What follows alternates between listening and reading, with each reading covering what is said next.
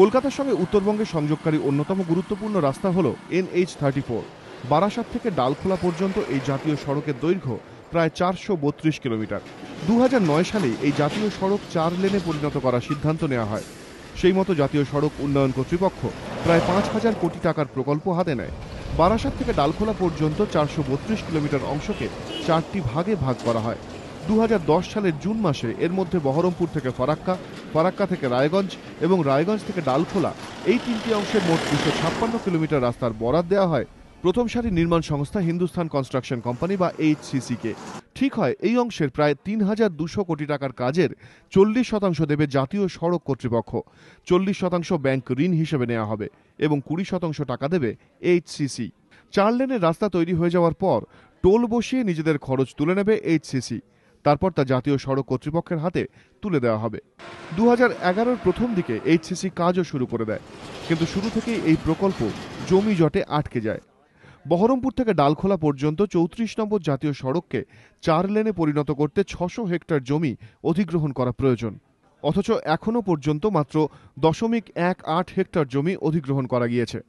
এই পরিস্থিতিতে যেখানে যেখানে আগে থেকেই প্রশাসনের হাতে জমি ছিল সেই অংশগুলোতে কাজ শুরু করে HCC, কিন্তু টানা জমি পাওয়া কোথাওই সম্ভব হয়নি। ফলে কোথাও 100, কোথাও 500 মিটার কাজ করতে বাধ্য হয় HCC। এই মুহূর্তে নতুন করে কাজ করার মতো আর কোনো জমি জাতীয় সড়ক কর্তৃপক্ষের হাতে নেই। মুখ্য সচিব সমর ঘোষের নেতৃত্বে একাধিক বৈঠকেও কোনো সমাধান সূত্র মেলেনি। শেষমেশ বাধ্য হয়ে আপাতত হাত গুটিয়ে নেওয়ার সিদ্ধান্ত নিয়েছে HCC। জাতীয় সড়ক কর্তৃপক্ষের পশ্চিমবঙ্গের দায়িত্বপ্রাপ্ত chief general manager colonel Ajay Ahluwalia জানিয়েছেন, HCC চিঠি দিয়ে জানিয়ে দিয়েছে রায়গঞ্জ ডালখোলা অংশ থেকে তারা ইতিমধ্যেই কর্মী, ইঞ্জিনিয়ার এবং যন্ত্রপাতি সরিয়ে নিয়েছে। রায়গঞ্জ বহরমপুর অংশে অবিলম্বে কাজের জন্য জমি না পেলে একই সিদ্ধান্ত নিতে পারে ওই সংস্থা।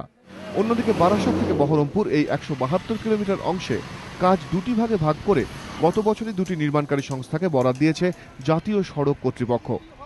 বারাসাত থেকে বহরমপুর অংশে কাজের জন্য প্রায় 300 হেক্টর জমি অধিগ্রহণ প্রয়োজন। এখনও পর্যন্ত 1 ছটাক জমিও অধিগ্রহণ হয়নি। ফলে এই অংশের 2 নির্মাণকারী সংস্থা এখনও পর্যন্ত কাজই শুরু করতে পারেননি। এই পরিস্থিতিতে জাতীয় সড়ক কর্তৃপক্ষের সিদ্ধান্ত, ভবিষ্যতে পশ্চিমবঙ্গে কোনো প্রকল্পের ক্ষেত্রে জমি হাতে পাওয়া সুনিশ্চিত না হলে এভাবে আগে থেকে বরাত দিয়ে আর হাত পোড়ানো হবে না। ক্যামেরায় প্রীতম চক্রবর্তীর সঙ্গে ধ্রুবজ্যোতি প্রামাণিক, ABP আনন্দ।